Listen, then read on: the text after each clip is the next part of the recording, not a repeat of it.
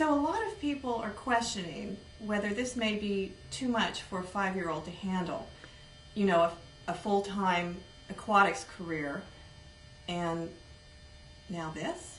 There are days when Dylan does not want to be there. There are days when I don't want to be there. But Dylan and I have two things in common. Number one, we both want him to be a champion. And number two, we both have a passion for ribbon dancing. All right, Dylan. Dylan, we're going to take our stance. Good. Okay, now we're going to start off. We're going to try a little spinning. We're going to spin. So you seem to concentrate a lot on spinning.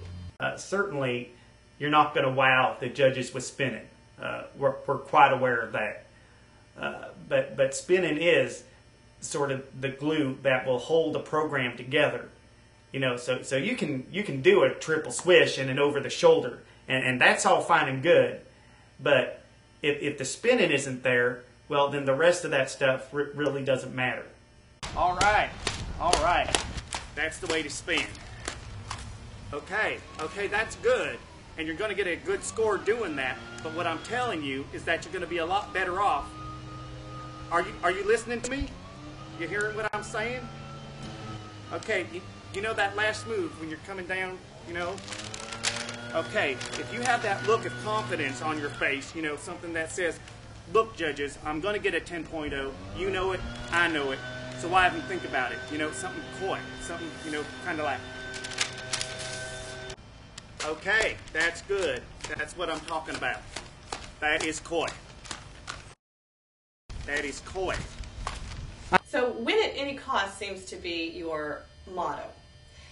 In fact, your brochure states, we will teach the athlete to conquer their opponent. Do you think that's funny? It is funny when you mention the phrase conquer your opponent. Many things will come into the minds of the parents of our athletes. And we do not teach our athletes to run around with batons hitting other athletes on the knees. We certainly don't encourage our athletes to try to intimidate their opponent or try to psych their opponent out. What we do teach our athletes is just some basic, practical voodoo magic. Voodoo magic, as most of us know, it has been around practically since the dawn of civilization. And it's sort of become a lost art. And we're really excited to have sort of rediscovered it and apply it to aquatics. I think it's the first time in history that voodoo has ever been part of an aquatics curriculum, or let alone included in any sports arena.